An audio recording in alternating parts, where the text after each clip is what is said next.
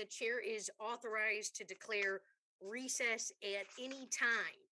Today, the committee is meeting virtually. Just a couple of reminders to members about the conduct of this hearing. First, members should keep their video feed on as long as they are present in the hearing. Members are responsible for their own microphones. Please also keep your microphones muted unless you are speaking. And finally, if members have documents they wish to submit for the record, please email them to the committee clerk whose email address was circulated prior to the hearing. So good morning. The hearing will come to order. Thank you to our distinguished panel of witnesses for joining our virtual hearing on examining the National Windstorm Impact Reduction Program, NIWRP. We've got witnesses from NIST, FEMA, and NSF, and we are so looking forward to hearing their testimony today. I am also speaking to all of you and conducting this hearing virtually from City Hall in the city of Farmington, Michigan, to bring attention to the incessant windstorms that have become more severe and more frequent in my community. As you can see, the city of Farmington was very badly damaged by windstorms that hit in July. The picture below is also windstorms that tore through another one of our communities in White Lake this summer. This was almost a weekly occurrence. I really want to thank our mayor, Sarah Bowman, and our city manager, David Murphy, here in Farmington, along with the entire city council that really banded together. Unfortunately, the citizens in Farmington and across the area have just seen ample evidence and have experienced the destructive power of windstorms. We had a supercell storm that hit here in July. The residents weren't even able to hear the warning. There was no tornado warning or siren that sounded to even go into their basements. Not only were trees knocked over, but trees were damaged and they're shaky, and they continue to pose a risk to residents in their neighborhood. So even despite our advancements, severe windstorms remain the most destructive and costly natural hazards. We had $1 million of damage between the city of Farmington and Farmington Hills. And in Southeast Michigan this summer, we just continued to experience a nonstop deluge of extreme wind and windstorms. We had 9 hard-hitting severe storms in 9 weeks.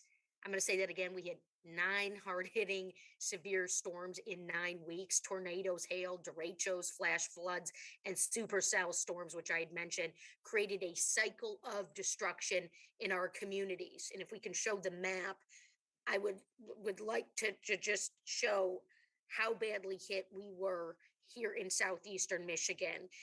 I share the storm report from August 11th that tracked wind gusts up to 70 miles per hour and prompted the issuance of the Detroit National Weather Service's first destructive severe thunderstorm warning. The storm marked the first time in Detroit that the Weather Service used its destructive storm warning, a new label for the highest category of damage threat. These damaging waves of storms have caused countless power outages and flooded homes. Countless. We're talking power outages ranging from hours to days, to just ensuing over a matter of weeks. People are stressed. They're exhausted from the turmoil. And so with that, in the 2 years since the last Science Committee hearing on NIWRP, my home state of Michigan has experienced 6 severe storm billion-dollar disaster events. No state in our nation is untouched by the damaging physical and emotional impacts of windstorms and associated flooding. Advances in recent decades have led to significant improvements in the National Weather Service's ability to forecast hurricanes, tornadoes, and other storms. However, accurate forecasts alone are not enough to protect lives and property against windstorms and their impacts. I am deeply grateful that we are having this hearing today and a chance to hear from our expert witnesses on additional needs in research, workforce, and infrastructure for improved windstorm and windstorm impact resilience at NIWIRP. NIWIRP was established in 2004 with three main goals: improving the understanding of windstorms, improving windstorm impact assessment, and reducing windstorm impacts. Atmospheric and engineering research conducted by the program agencies has advanced our understanding of the processes underlying windstorms and their impacts on structures. Post-disaster investigations conducted by program agencies, in particular at NIST, further inform our understanding of the behavior of structures in windstorms. This research has already led to significant improved model building codes. Additionally, NIWIRP disseminate information to the general public on windstorm preparedness and actions that individuals can take to protect themselves and their homes. During a severe windstorm, we certainly need to have all the protections in place. However, it is policymakers and community leaders who truly hold the key to future windstorm resilience through their decision making regarding mitigation and preparedness. The challenges in preparing for and mitigating against severe windstorms are just far too broad for any one agency to handle on their own. NIWIRP's model for interagency collaboration spanning fundamental research to operations has enabled the program to make important advances in saving lives and reducing the economic impact of windstorms. With climate change, many new challenges lie ahead. Authorization for NIWIRP expired in 2017, long before I got to Congress, but the program has committed to its excellent work, and I applaud the agencies for these efforts. As the Science Committee considers the reauthorization of NIWIRP, we engage in today's hearing from the agencies on the changes to the program that can continue to improve our nation's resilience to severe windstorms. With that, I'm over time. I'm the chair. I'm going to recognize Mr. Waltz, our ranking member from the nice state of Florida, for an opening statement. Thank you. Thank you, Chairwoman Stevens. Hey, good morning. Thank you for holding this hearing. Thank you to our panel for your time to share your expertise on this topic. As the Chairwoman said, it's important across the country. It's particularly important in her state, my home state of Florida. Looking forward to the discussion today. And I'm pleased to see the committee's continued interest in improving our understanding of natural hazards as we continue to our review of the MWRP today. All 50 states are impacted. Windstorms, tornadoes, tropical storms, certainly hurricanes in my state, and flash thunderstorms. And these storms and their associated flooding issues are some of the largest largest loss-producing natural hazards in the U.S. right now. We in Florida are very familiar with extreme weather events in the last 5 years. My home state has been severely impacted by intense hurricane seasons. Hurricane Irma in 17, Hurricane Dorian in 19. Both made landfall in my district, caused over $1 billion in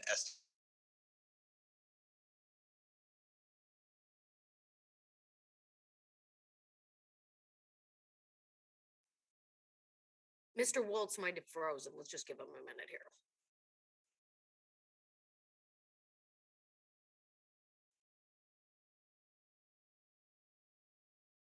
Yes, ma'am. It does appear that his connection has frozen. We'll try to contact his office and see if we can clear that up.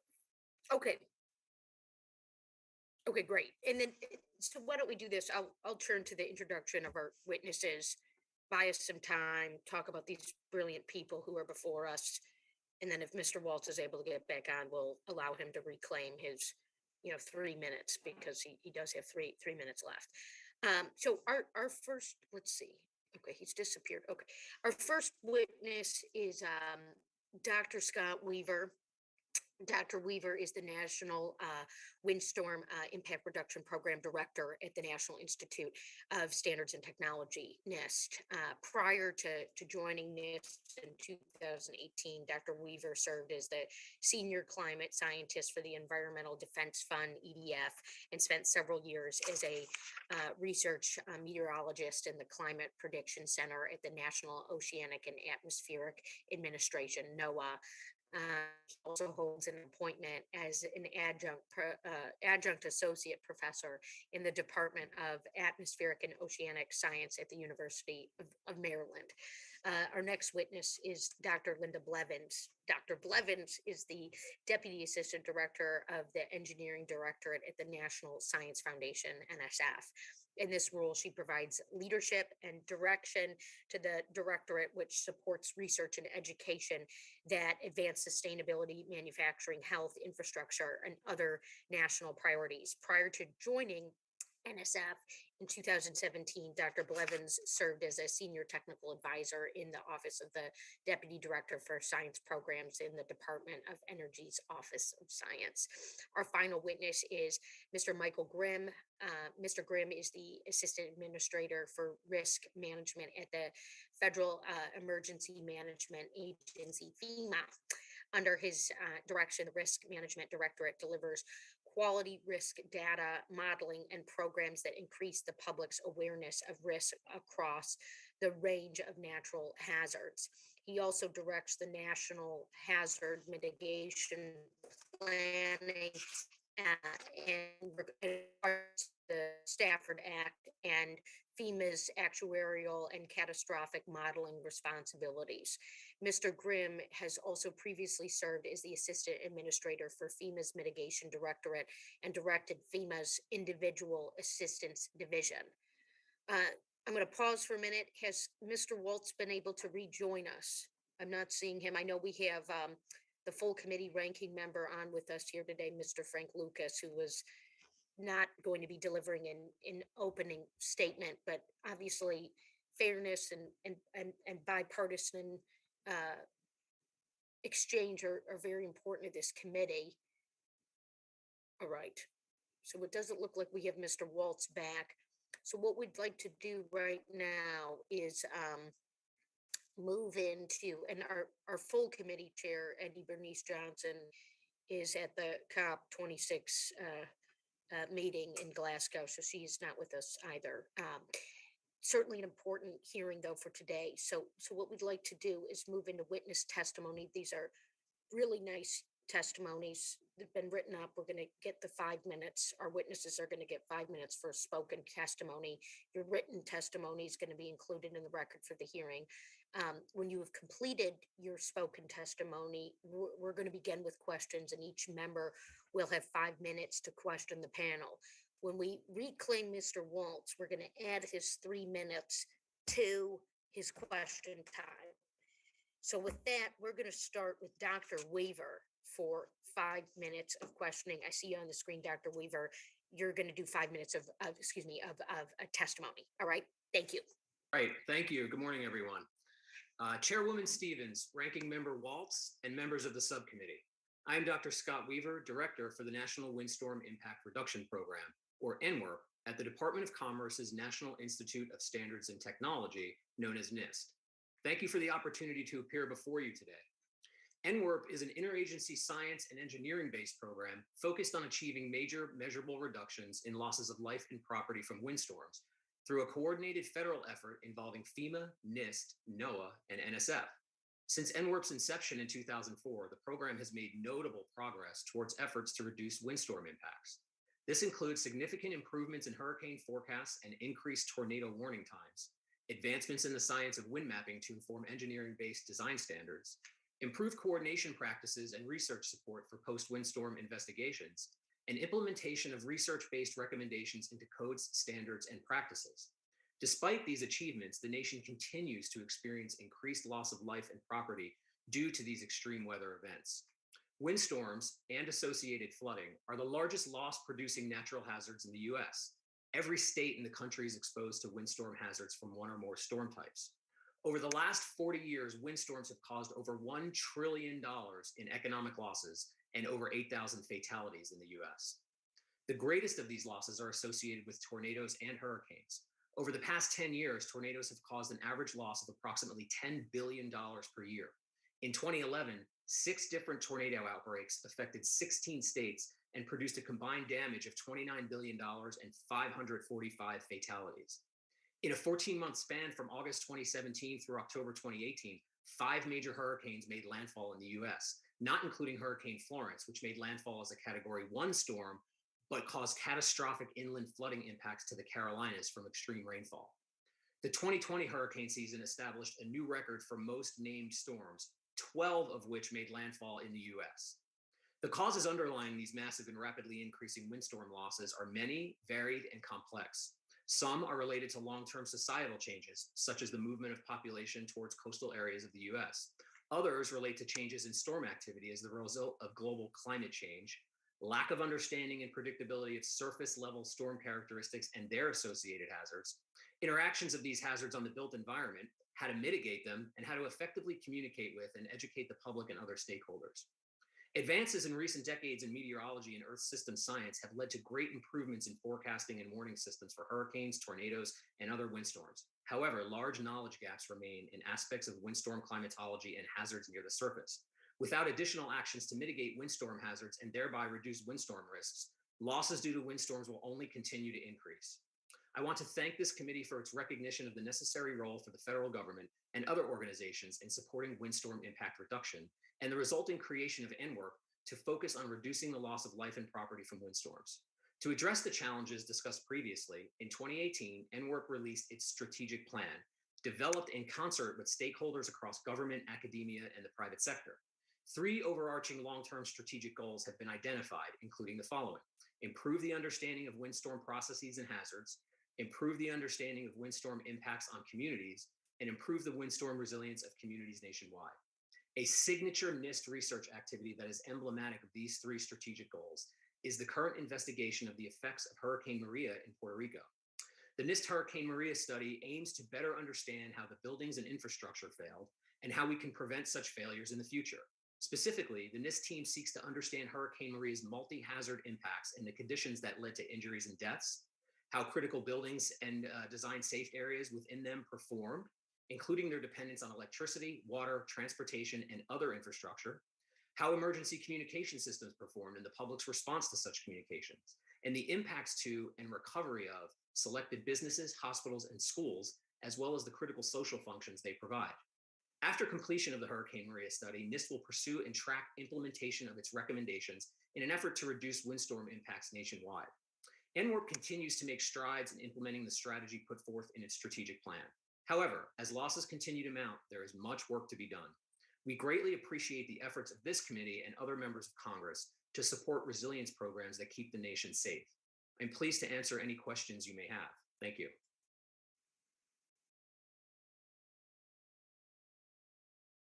Excellent. Thank you, Dr. Weaver. And I see our ranking member Waltz is back. Would you like to finish your opening statement?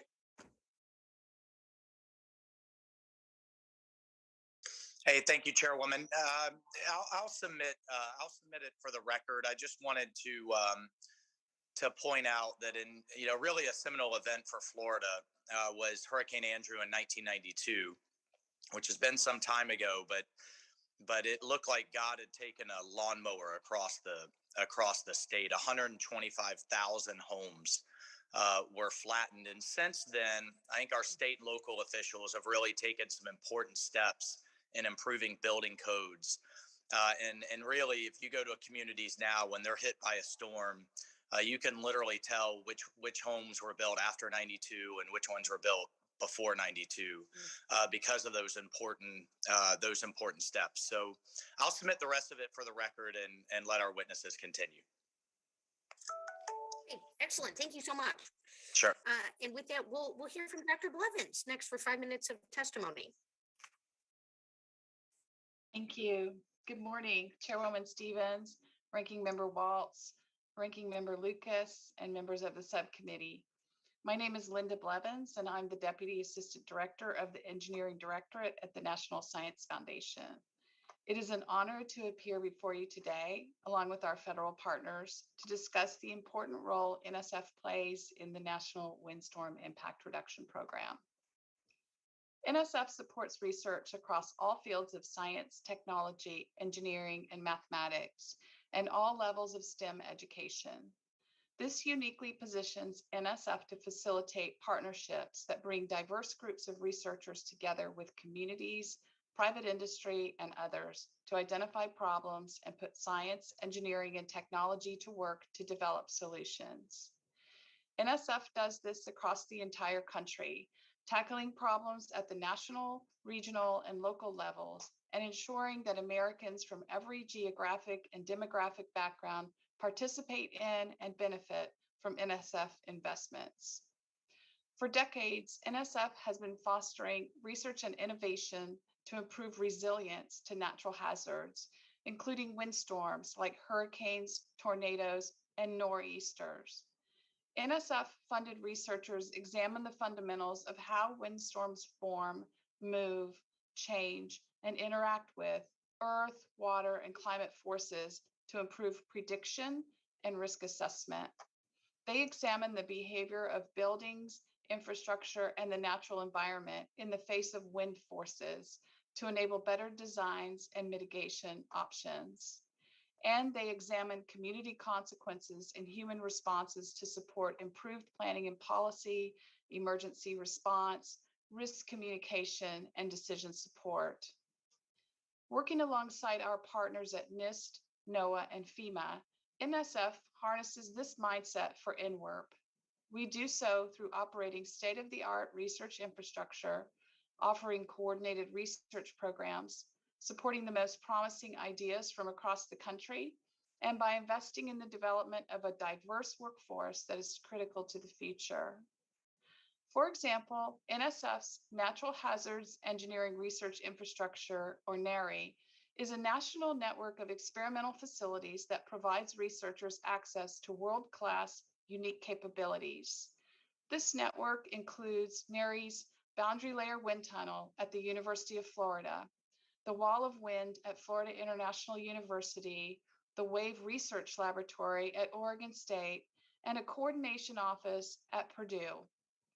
Through these and other NARI facilities, researchers study everything from hurricane-force winds to tsunamis. NSF's Civic Innovation Challenge is a program where communities and the research enterprise collaborate to address community-identified priorities.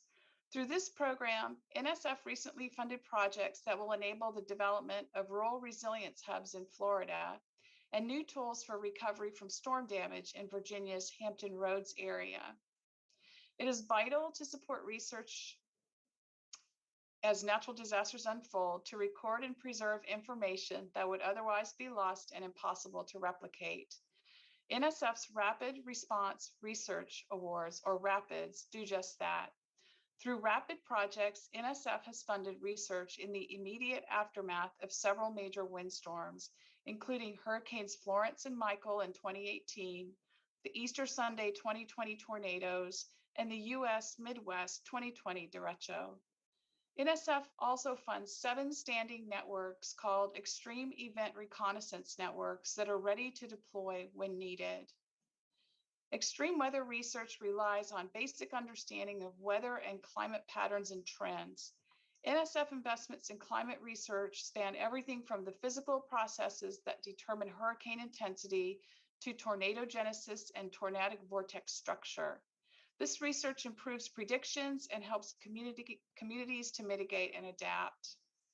Looking forward, the facilities, basic research, and researchers supported by NSF will be key to achieving our shared goal of preventing natural hazards, including windstorms, from becoming societal disasters.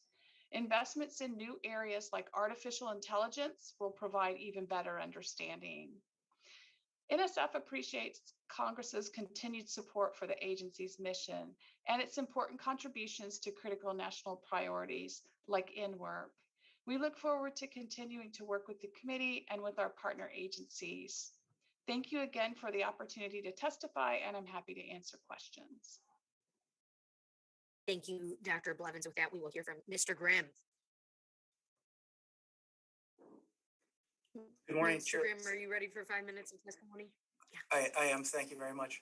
Good morning, Chair Stevens, Ranking Member Waltz, and members of the subcommittee. My name is Michael Grimm, and I am the Assistant Administrator for Risk Management for the Federal Insurance and Mitigation Administration. Thank you for the opportunity to discuss FEMA's supporting role within the National Windstorm Impact Reduction Program.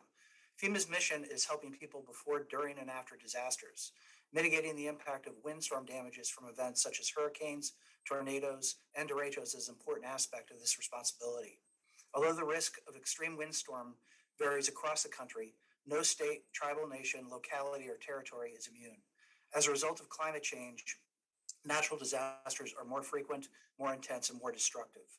In 2020, a powerful derecho swept across the Midwest with hurricane-force winds, impacting communities throughout the region. Earlier this year, Hurricane Ida's wind speeds intensified from 85 to 150 miles per hour in less than 24 hours due to the abnormally warm waters in the Gulf of Mexico.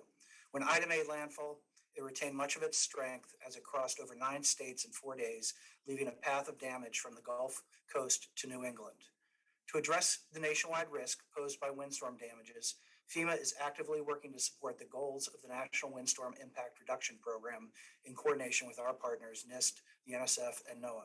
For example, to improve windstorm safety protection measures, FEMA's issued safe room guidance publications leading to the development of a storm shelter design and construction standard that's used by design professionals across the nation.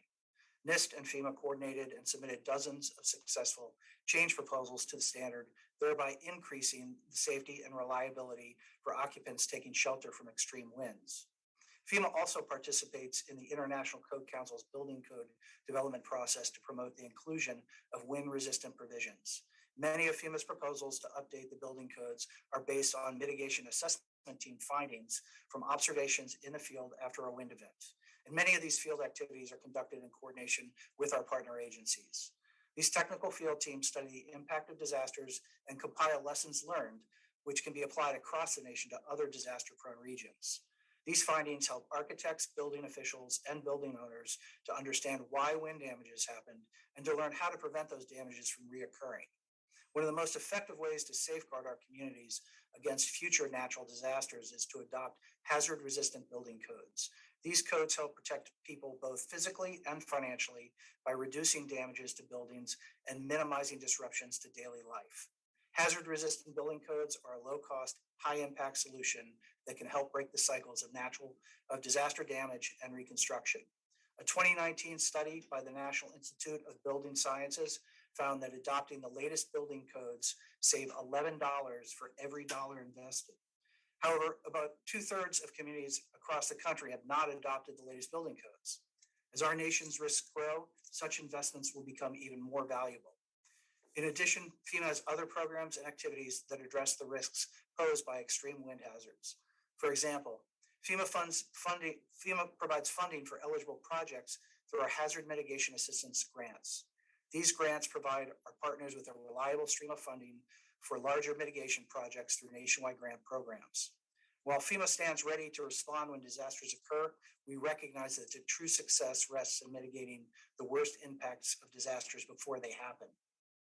At FEMA, a cornerstone of our mitigation efforts is the Building Resilient Infrastructure and Communities Program, also known as BRIC. The BRIC program provides a critical opportunity to invest in more resilient nation, reduce disaster suffering, and lessen future disaster cost. Earlier this year, President Biden visited FEMA to announce that he was increasing the funding available for the BRIC program to $1 billion for the FY21 application period.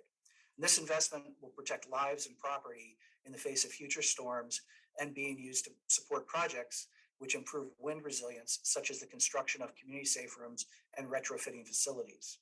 Another important element of FEMA's mitigation effort is the Hazard Mitigation Grant Program, also known as HMGP. In August, President Biden approved more than $3.46 billion for the HMGP program for the COVID-19 disaster declarations, enabling substantial levels of additional funding to invest in mitigation projects. Mitigation is particularly important for underserved communities that are most vulnerable to the impacts of climate change. In administering our mitigation programs, FEMA will keep equity considerations top of mind and will include them in the competitive scoring process for programs such as BRIC. As we look to the challenges ahead, such as those posed by climate change and severe wind, FEMA looks forward to working with both our interagency program partners and members of this committee to build a more resilient nation. Thank you for the opportunity to testify. Great. Thank you so much, Mr. Grimm. And at this point, we're going to turn to our first round of questions. The chair is going to recognize herself for 5 minutes. So, Dr. Weaver, in your testimony, you mentioned that large knowledge gaps remain in aspects of windstorm climatology and hazards near the surface, as well as the development of tools for windstorm impact assessment. Can you address what is needed to help close these gaps, and why doing so is so important to mitigating the damaging effects of windstorms? Sure. Thank you for that question. It's a very important issue right now. I think out in the public, we assume when we're told the wind speeds in a hurricane that means we know the precise wind speeds and how they're impacting buildings and other infrastructure at the surface. Actually, the opposite is true. We really don't know much about how the surface winds behave, let's say in a landfalling hurricane, for example.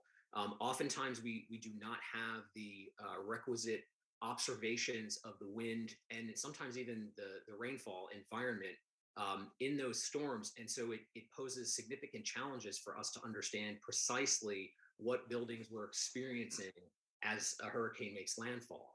There are efforts, ad hoc efforts led by university scientists. There's some sporadic funding from federal agencies here and there that fund scientists to actually deploy to the storm ahead of its landfall to set up instrumentation or radars and other kinds of observational equipment. But it's not a standardized and well-coordinated program. It's mostly a coalition of the willing. And so we've noticed that when we get those measurements, they are very important for us to understand really what happened at the surface.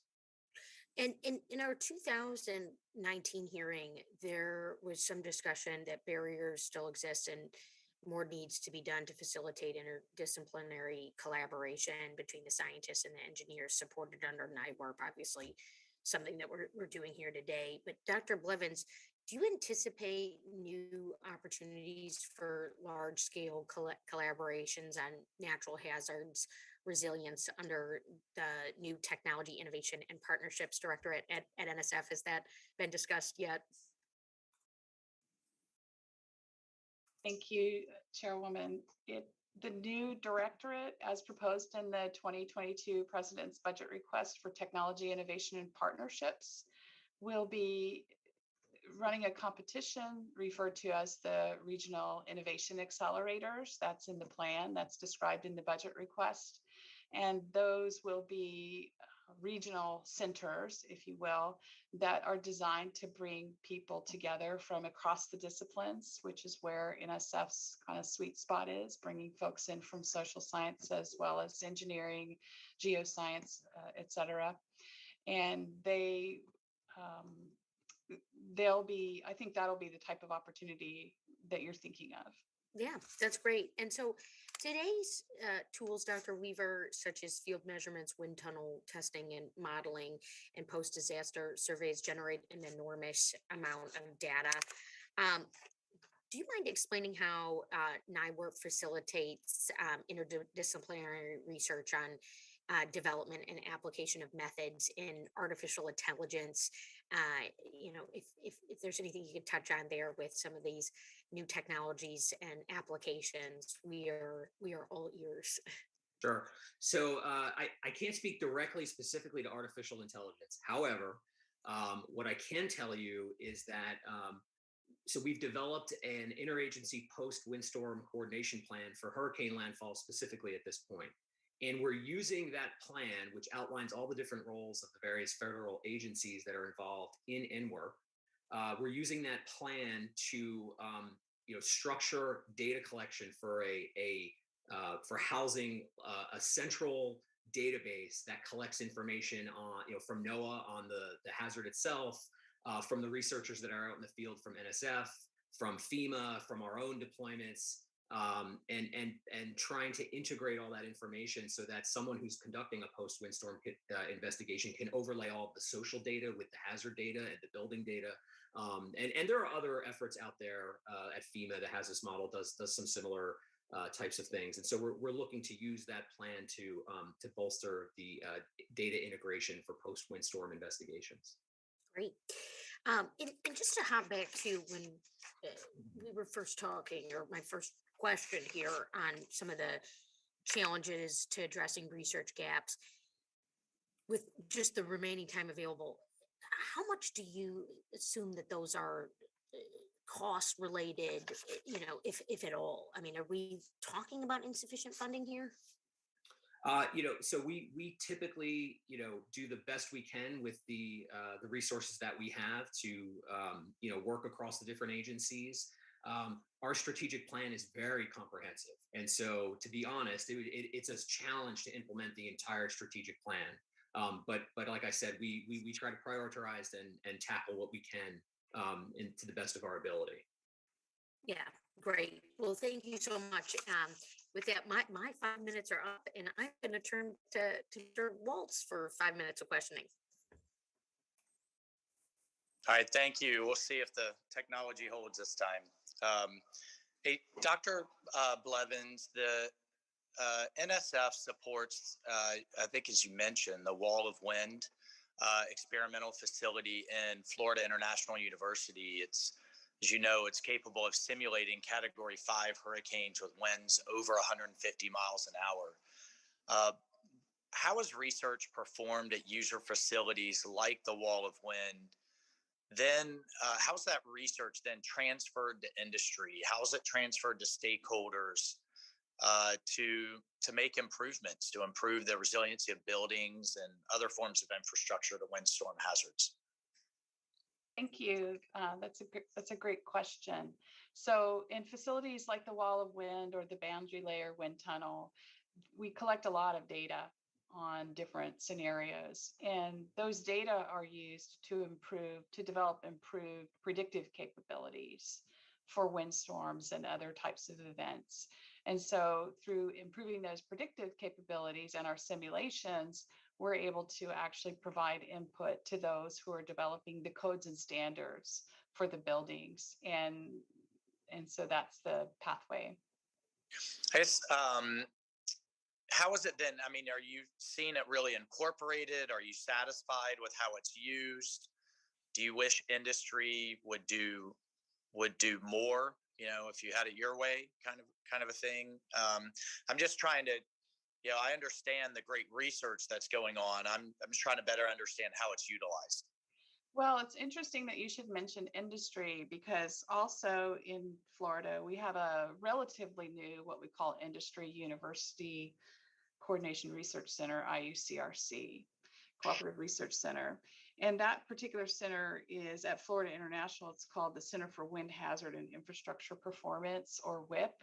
And the way that IUCRC's work is the university scientists and engineers are doing the research, but they have an advisory board that consists of folks from industry. And in this particular one, it's from the construction industry, from the insurance industry, from the risk assessment industry that are sitting on this board. And those folks are actually selecting the basic pre-competitive research that is going to be done by the university researchers. And so in that way, we really are working hand in hand with our stakeholders from industry.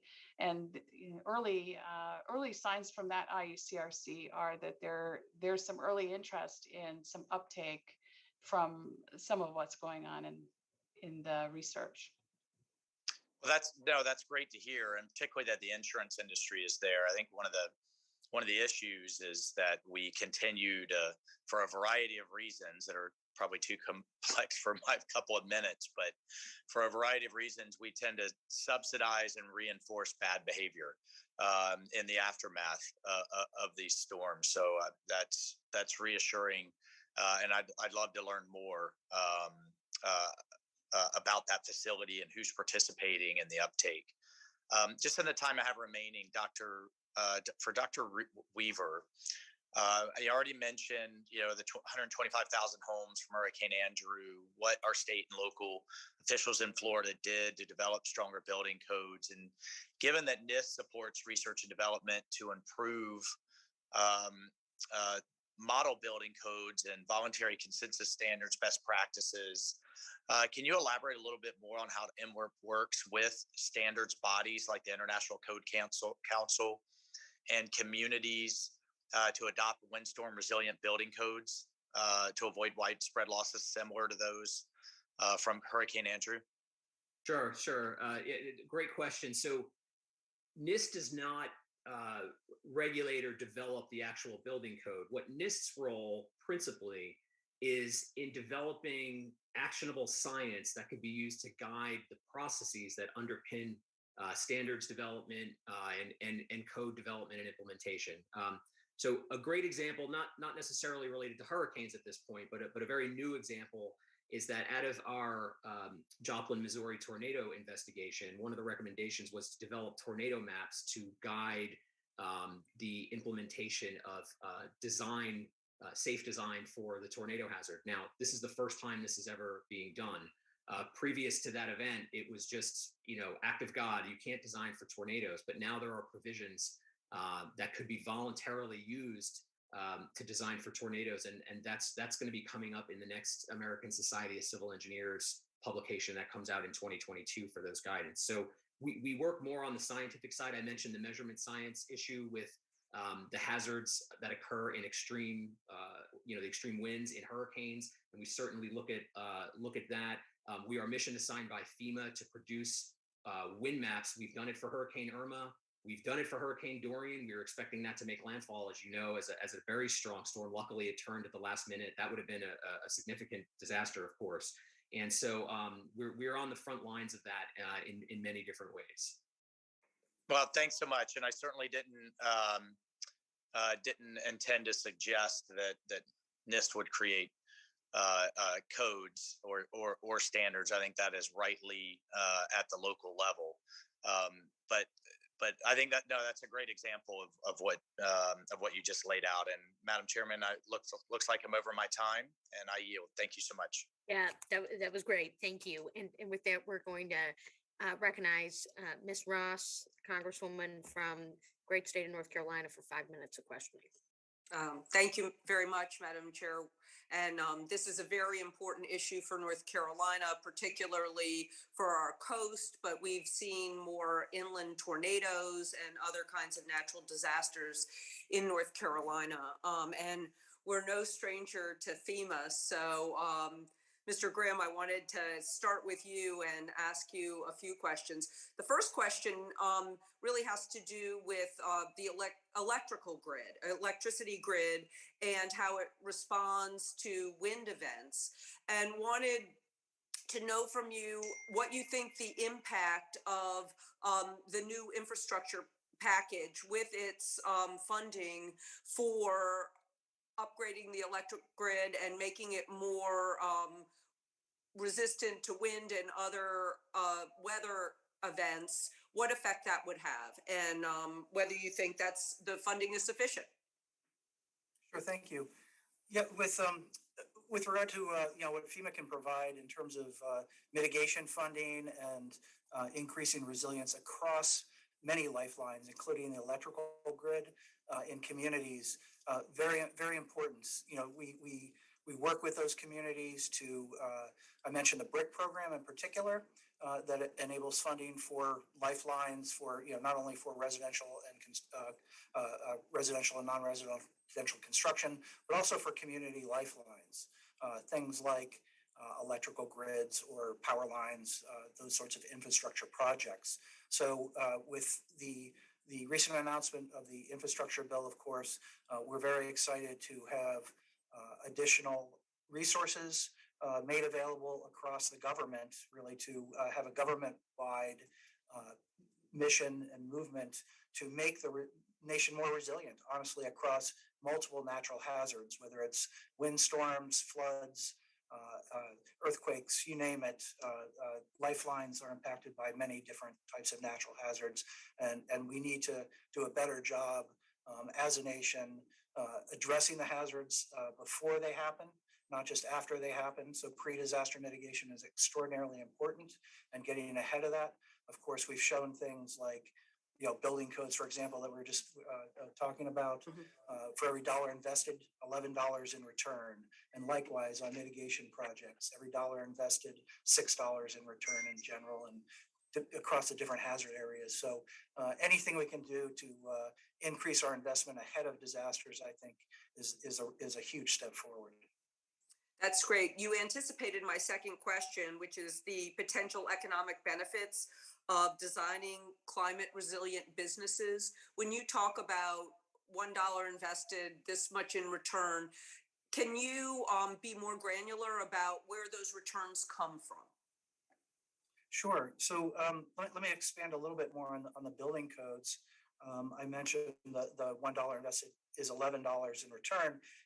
We also just released a codes save study that we demonstrate $132 billion of losses avoided through the adoption of modern building codes through 2040. So $132 billion, that's a huge investment to those losses avoided as we look forward, with climate change. When you look across the natural hazards, whether it's wildfire, flood, wind, or earthquake, there is always a positive return on that investment for every dollar investment. It ranges from, I don't have the figures right in front of me, but from probably $4 to 11, depending on which, when you're looking at the granular data. We often go in post-disaster and do what are called loss avoidance studies. And we look at those investments we made pre-disaster. So let me give you an example on the wind side of things, where we went in after Hurricane Marilyn in 1995 in the USVI, and we invested hazard mitigation grant dollars. After Harvey, Irma, and Maria, we went back with our interagency partners on what is called the mitigation assessment team to look at those projects and how they performed. And indeed, we found that all the projects that we invested those dollars in performed extraordinarily well, and resulted in that cost savings that you're asking about. Thank you very much. I see my time's about to expire, but at some point, maybe with one of the other questions that you get, I'd love to hear how you make investments in low-income communities that might not be able to afford some of the more advanced engineering. And with that, Madam Chair, I yield back. Thank you so much. And with that, Chair is going to recognize the ranking member of the full committee, Mr. Lucas, for 5 minutes of questioning.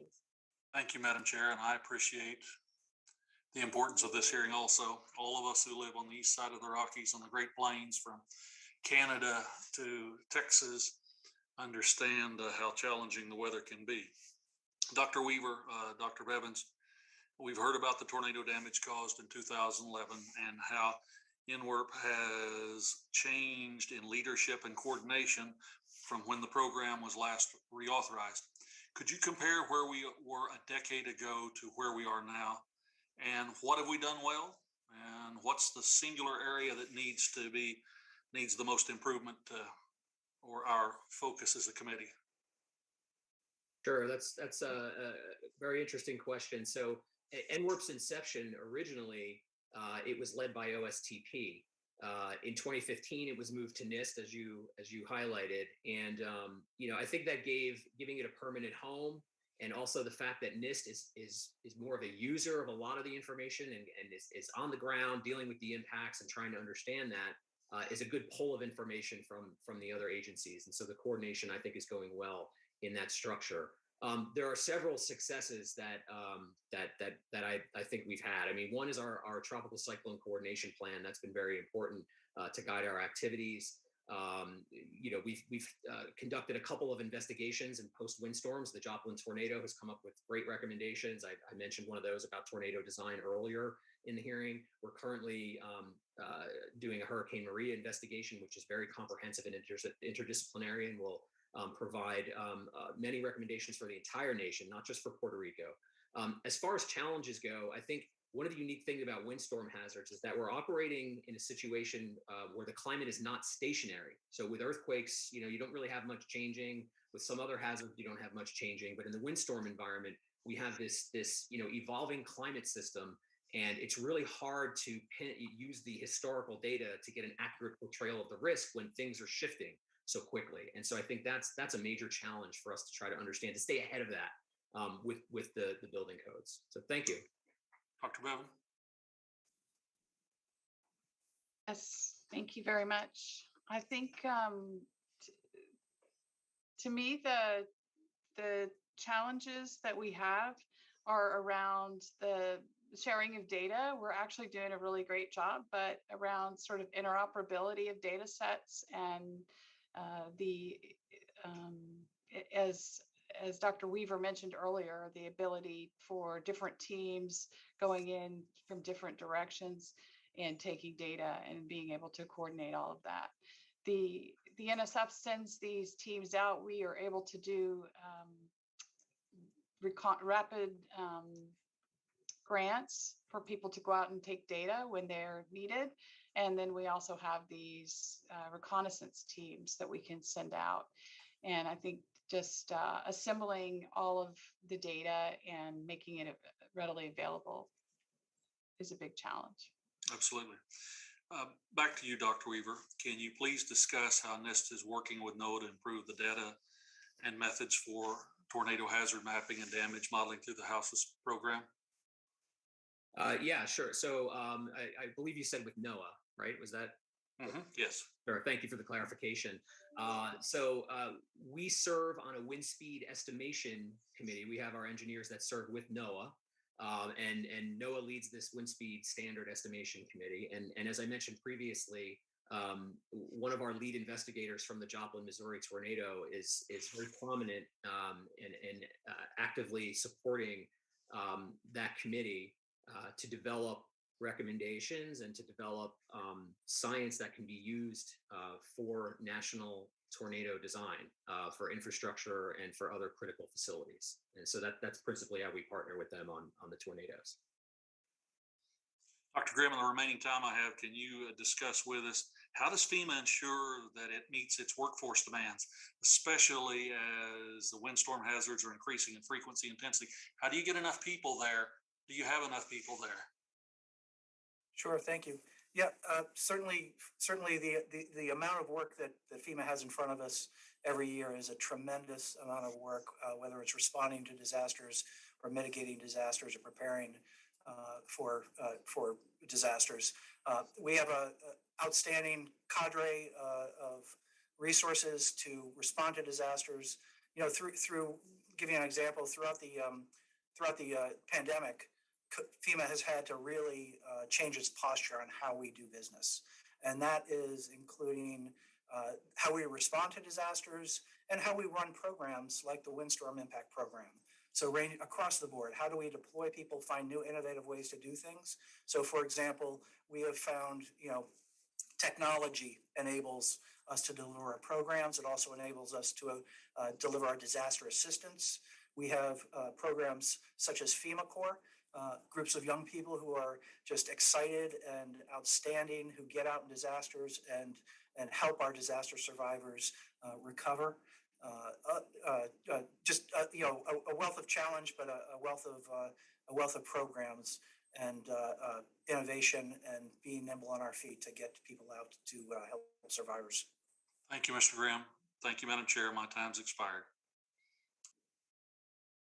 Thank you. And with that, we're going to recognize Dr. Foster for 5 minutes of questioning. Thank you. Am I audible and visible here? Perfect. Great. Well, thank you, Chairwoman Stevens, Ranking Member Waltz, and our witnesses for joining us here today and for taking time out from what I presume are your detailed planning on how you're going to invest the funds from the bipartisan infrastructure bill that we sent you last week. Now, my first question involves tornado research. Dr. Blevins, I was particularly interested in your testimony on NSF tornado research. Back on June 20th, a tornado swept through my district in suburban Chicago and caused millions of dollars of damage, and in some cases, complete destruction to homes and properties in my district. Now, fortunately, no lives were lost, in large part because of the timely cell phone warnings that allowed people to seek shelter, often only minutes or seconds before the tornado hit. So constituents in my district don't have to be convinced of the value of detailed and timely micrometeorological forecasts and information. Now, there's a program that's known as the Targeted Observation by Radars and UAS of Supercells, or TORUS, which is designed to increase understanding of storm structures that may be attributed to tornado genesis. But this was paused due to the COVID pandemic. Do you have any knowledge of when it is expected to resume research? Do you know how much data they were able to gather before putting the work on pause? And if any of it has yet been usable by NOAA in the interim? Thank you for the question. Taurus is a very exciting project, as you state, that is centered at the University of Nebraska that involves a number of other institutions. And I understand that they were originally scheduled to do field campaigns in 2019 and 2020. They were able to do the field campaign in 2019, and I think they paused for 2020 and 2021.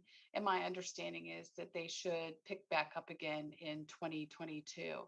And I think that is when that experiment will be able to get. Well, how do you generally view the future of this kind of intensive targeted measurements, that follow a storm, compared to just increasing the quality and the density of fixed ground-based measurements?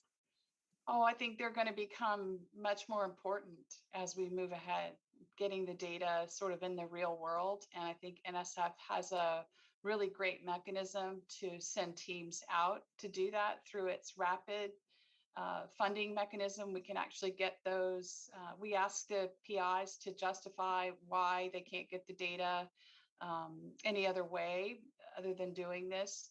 And we're able to get those awards out sometimes as quickly as just a couple of days turnaround. And so NSF is really geared up. We also have a facility that's centered out of the University of Washington that we call the Rapid Facility. It's part of NERI, actually.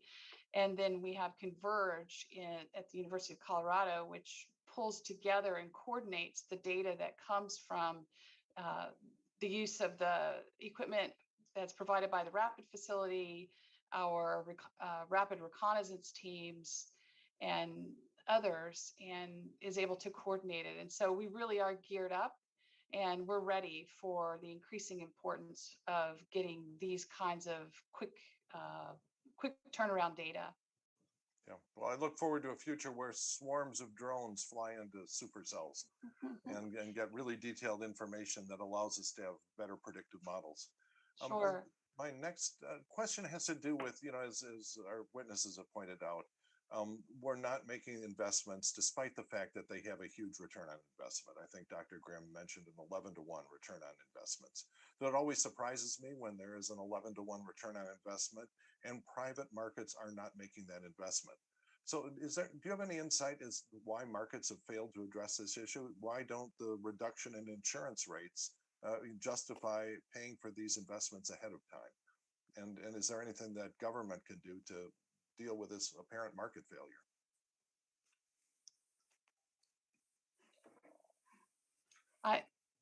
Well, this is I guess I can kick this to Dr. Grimm since he mentioned the return on investment.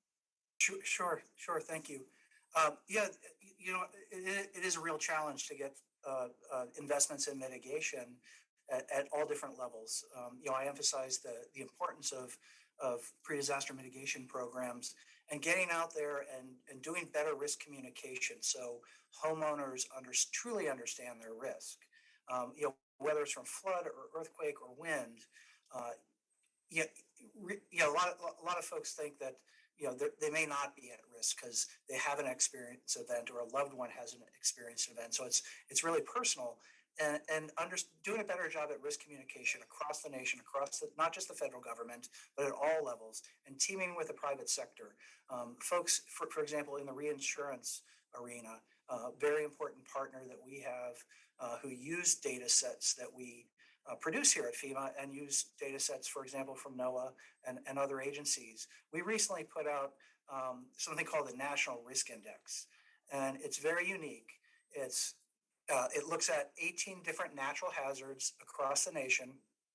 It brings in social vulnerability, and it brings in resilience, and it gives you a risk index at the county and census level. So anybody can type in their address and find out what risks and hazards they may be at risk from, and what actions they could take, what investments they could make. So some of the private sector firms are leveraging our NRI, our National Risk Index, in their risk communications, and just doing a better job and for everybody at the state, local, tribal, territorial level to understand what investments to make, see that return on investment in our pre-disaster mitigation.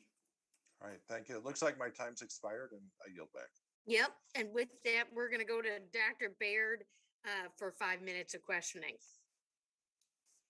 Thank you, Chairwoman Stevens and Ranking Member Waltz, and also the committee Ranking Member Lucas. And, I always appreciate all the witnesses taking time to be with us and sharing their expertise and their knowledge and background. It helps us make a better decision as we discuss legislation.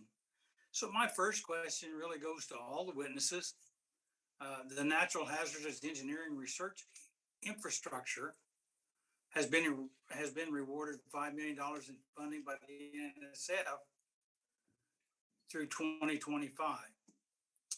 And its network coordinating office is physically located at Purdue University, my alma mater, serving as the administration's headquarters for the program's nationwide network of 11 research facilities.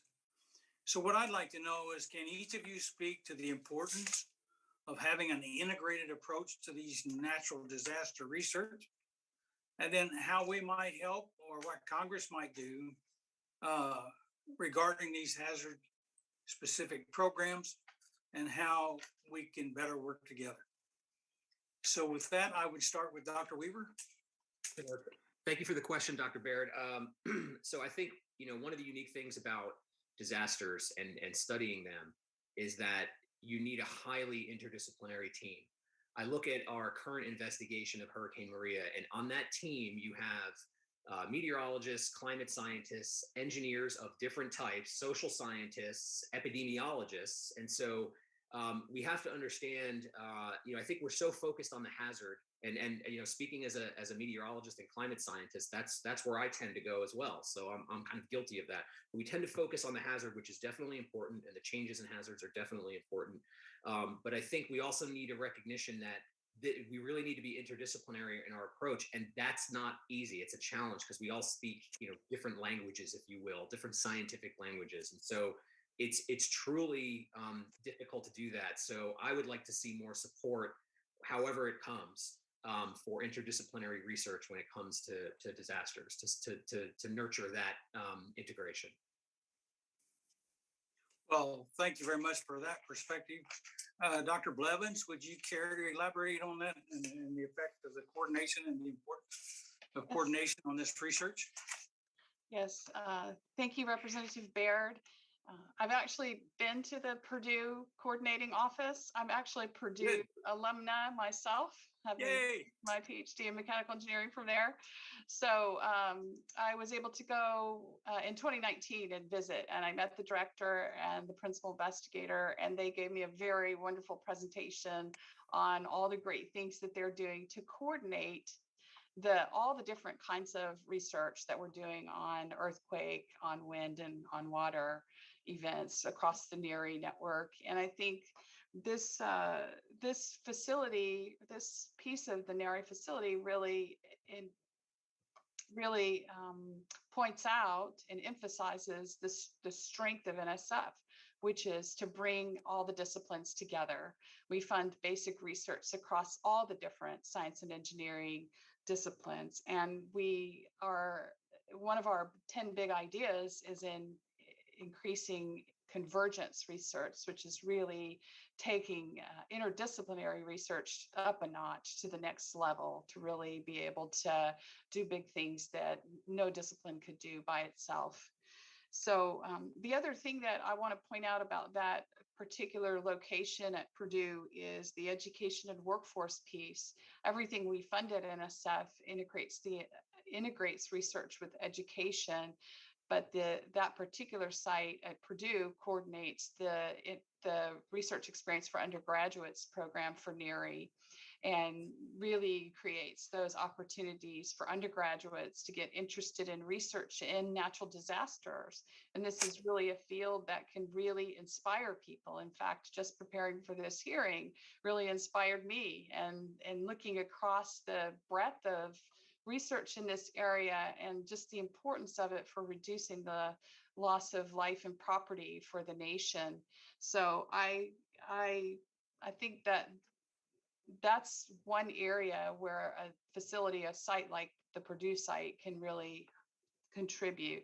The other thing that site does is it really engages in unified sort of outreach to educate the public about the work that's being done. And they can do that across the multiple hazards, which you've already mentioned. And increasingly, these things are actually happening together. And so I think having a coordination office like that is really critical. Thank you very much. I really appreciate that perspective. And Mr. Grimm, I've run out of time, and so I would really like to have had your perspective, but with that, I yield back. Sounds like a good question for the record, but with that, the chair is going to recognize Congresswoman Wild for 5 minutes of questioning. Thank you so much, Madam Chair. And I'm just so glad we're having this hearing. I represent Pennsylvania's 7th District, the greater Lehigh Valley area. For those of you who aren't familiar with the geography of Pennsylvania, it's on the eastern side of the state, about midway between Philadelphia and Scranton. And it's an area that is very, very susceptible to storm-related flooding. We've got 2 rivers that unfortunately almost routinely flood. And, the concept of 100-year floods have now become every couple of year floods in our district. So this is a really timely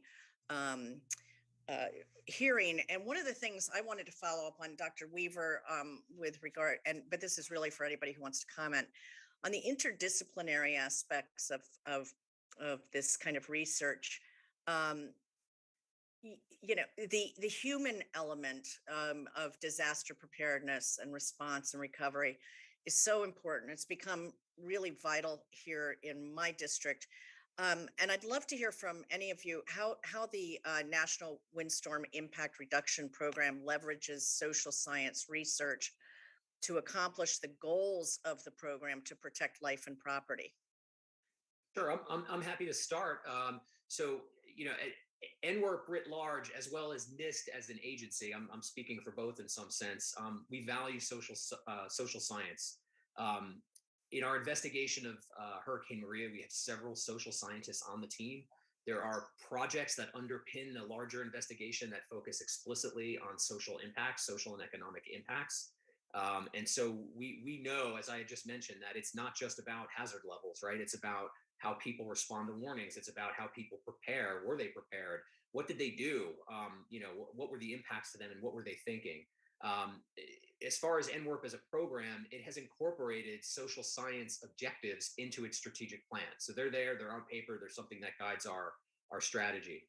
And then I'll just say, the NWRP agencies, they participate in several workshops that are led by social scientists in the natural hazard space. One I can think of is the Natural Hazard Center out at the University of Colorado. They have an annual workshop, and many of our agencies figure prominently in that workshop. And so we're very very supportive, and it's necessary to bring that into the fold. Thanks, Dr. Blevins or Mr. Grimm. Did you want to respond further, or should I move on? I'd like to say something. I just want to mention that the NSF has a whole directorate called the Social, Behavioral, and Economic Sciences Directorate, and they're very important partners in this work with us. They look at how people respond to emergency warnings, for example, understanding what motivates or keeps people from preparing their homes or their local environments to be more resilient to storms. And even, recently we have a couple of rapids that we've been funding to look at people's attitudes towards, for example, evacuating during the pandemic and going to a shelter when we're having a pandemic, and whether they feel safer in their homes versus in the shelter with a lot of other people, even when measures are being taken in the shelters to socially distance, et cetera. So I think it's very important.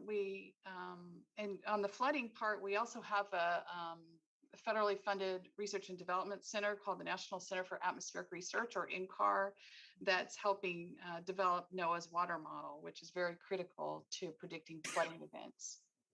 Well, thank you. Thank you very much. Another question that I have in a kind of different direction for any witness that would like to answer, but I'm going to expedite my question since my time's running out. What would it take to design buildings that are optimized for resilience to multiple hazards? And how might that approach be further integrated into approaches related to energy efficiency? And Mr. Grimm, I haven't heard from you yet. You want to take that one for us? Sure, absolutely. When we work together across the interagency, we absolutely look, at codes in an all hazards way. Energy efficiency is an aspect that can be further developed within the many codes. But looking across the different natural hazards, and pick a region, right? You could be, as you pointed out, your area is subject to flooding, to wind hazards, to other hazards, and working with those communities to adopt and not change the code that they adopt, right? To adopt the full code from the most recent set of codes, and not remove specific hazards from those, so that we do have a comprehensive code. It's one of the last questions, previous questions, talked about the gaps in the data and understanding that data and how we improve the codes as we move through the code cycles. We all work together, not just in the wind space, but also in the flood space and in other hazards within the interagency, and advocate for those codes. But getting the data and understanding that data, translating it into what code improvements need to be made. I think Dr. Weaver pointed out a number of improvements that as an interagency we've worked on in the code series, particularly around the research in wind. We mentioned Hurricane Andrew, Hurricane Marilyn in the USVI, Harvey, Irma, Maria, as well, resulted in certain code changes. And likewise, we'll be working in the multi-hazard space to ensure the codes are addressing multi-hazard for those areas and those geographies. Thank you so much. With that, my time is up, and I yield back, Madam Chair. Thank you, Congresswoman. And with that, the chair is going to recognize Congressman Gonzalez for 5 minutes of questioning. Thank you, Madam Chair, for holding this important hearing today, and thank you to our witnesses for sharing their expertise. As our witnesses have described, the negative effects windstorms have on all our communities is all too evident. While they vary based on region, in my home state of Ohio, tornadoes and storms off Lake Erie have caused great injury, certainly property destruction, and even death in recent years. I don't remember that happening as much as a kid. It just feels like it's happening more and more often, and I believe the data is starting to bear that out. Dr. Blevins, I want to start with you because you noted the use of AI has already had a significant impact on addressing the research needs of pressing environmental concerns. I want you to dive deep on that for me. So how do you see AI playing a role in tracking future windstorms, and what does that technology look like today?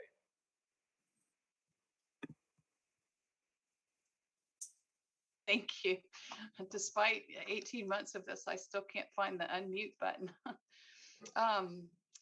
Thanks for the question. So we have a program called the AI Research Institutes program. It's a major program. It's a flagship program that we've been running for the last couple of years at the foundation. And this creates big coalitions of folks, different kinds of researchers, different kinds of institutions, coming together to collaborate. An important one of these is it's called AI2ES, and this is AI for environmental science. And this is actually out of the University of Oklahoma, is the lead institution, but of course there are many institutions involved. And this is really aiming to take the tools of machine learning and artificial intelligence and tell us more about what's going on with these types of storms, windstorms being one of them, and one of those types. And so I think that the community is, this community, disaster resilience research community, is very excited about bringing these tools, artificial intelligence, machine learning online. I think it's going to help to take some of the routine determinations and work out of it, and the artificial intelligence can be used, and the machine learning by training the models can be used for us to be able to get to the harder parts that require the human intelligence to intervene that much more efficiently. So I think it has great potential, and the community is very excited about it. So I thank you for that question.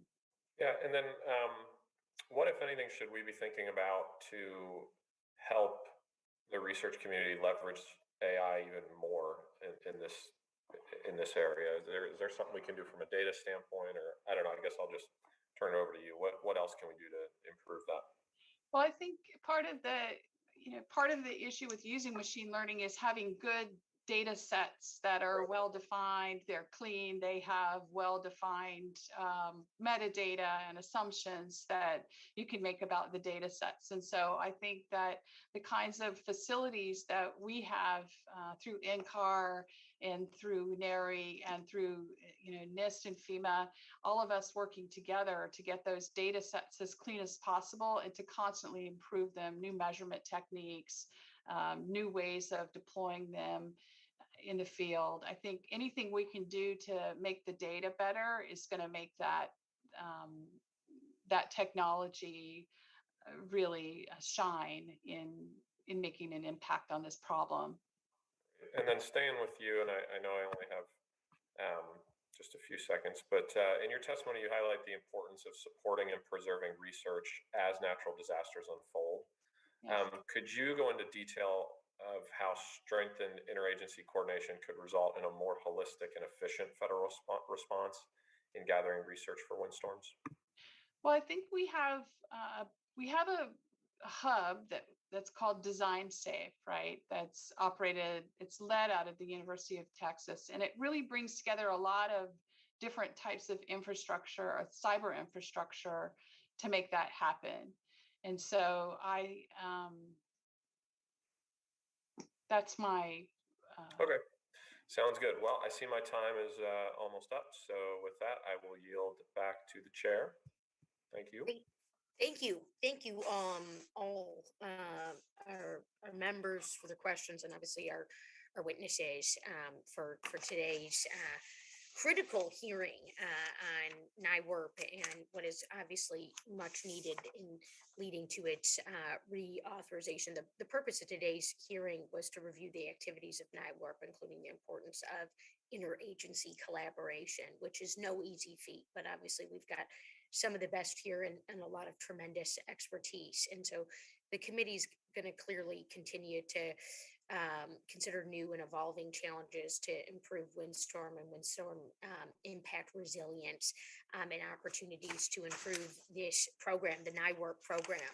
And certainly as we think about our large country and how every state is impacted by windstorms and has a need for resilience, we also want to evaluate who has access to Farmington, certainly needing the FEMA dollars and the aftermath of the windstorm, but that we had earlier this summer. We also think about low-income communities and low-income residents in our communities, and who signs up and who gets access to resources for resiliency, specifically as a couple of my colleagues were talking about insurance and access to insurance and the dollars for that. So we're going to continue to work on this. Certainly the next phase is going to be, our markup and our ability to reauthorize this program. I, as chair, really want to get there with this. And so the record's going to remain open for a couple of weeks, 2 weeks officially, for additional questions or statements from members that they may ask of our witnesses. But at this time, our witnesses are excused. Our virtual hearing is